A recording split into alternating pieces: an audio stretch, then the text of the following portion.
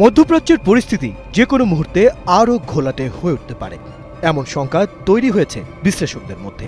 আর ঠিক এই সময়ে ইরান তাদের শক্তি প্রদর্শন করতে নতুন এক ক্ষেপণাস্ত্র তৈরি করেছে, যা যুদ্ধের মাঠে ঝড় তুলতে সক্ষম। ইরান তাদের সামরিক মহড়ায় নতুন 358 ক্ষেপণাস্ত্রটি দেখিয়েছে। এই মিসাইলটি মার্কিন যুক্তরাষ্ট্র ও ইসরায়েলকে গভীর শঙ্কায় ফেলেছে। প্রশ্ন উঠছে, কেন? 358 মিসাইলটি ইরানি প্রযুক্তির এক নতুন দিগন্ত।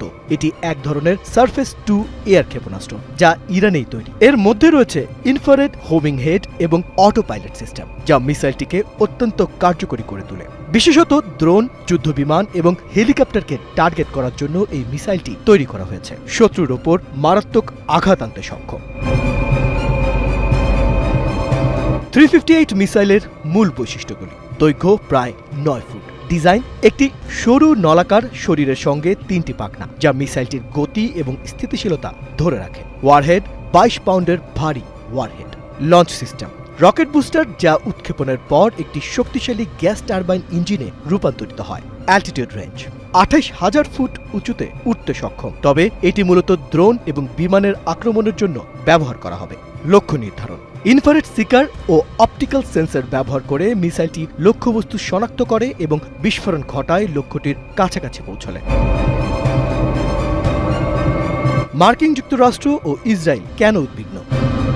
358 মিসাইলের প্রদর্শন ইরানকে আকাশ প্রতিরক্ষার নতুন দিগন্তে নিয়ে গেছে। বিশেষত এর লেজার গাইডেড সিস্টেম এবং লয়টারিং ক্যাপাবিলিটি মার্কিন ও ইসরায়েলি বিমান বাহিনীর জন্য এক গুরুতর হুমকি হয়ে উঠতে পারে। এর মাধ্যমে ইরান যদি তার আকাশসীমা আরও শক্তিশালী করতে সক্ষম হয়, তবে তা পশ্চিমাদের জন্য বিপজ্জনক হয়ে দাঁড়াবে। ইরানের সামরিক শক্তির এই নতুন মাত্রা এবং তার ক্ষেপণাস্ত্র কর্মসূচি ইতিমধ্যেই বেশ উদ্বেগের সৃষ্টি করেছে। বিশেষ করে ইরান যদি এই প্রযুক্তি ব্যবহার করে তার আঞ্চলিক প্রভাব বিস্তার করতে চায়, তাহলে তা পশ্চিমা বিশ্বের জন্য এক বড় ধরনের চ্যালেঞ্জ হয়ে উঠবে।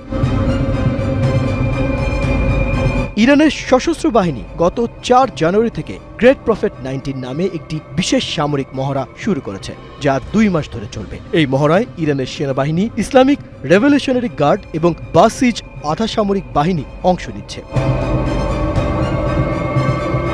ইরান কি সত্যি তার এই নতুন প্রযুক্তি দিয়ে নিজের শক্তিকে আরও দৃঢ় করতে পারবে? মধ্যপ্রাচ্যের উত্তেজনা যে বাড়ছে, তাতে কোনো সন্দেহ নেই।